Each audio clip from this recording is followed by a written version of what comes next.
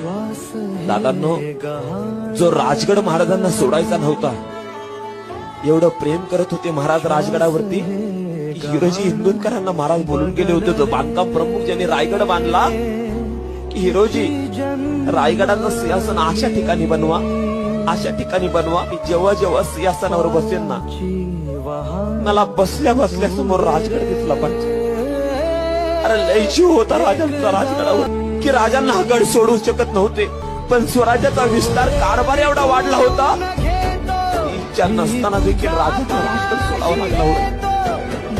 राजाच्या नगारखान्यातून आतमध्ये येण्या अगोदर महाराजांनी राजगड फिरत होते.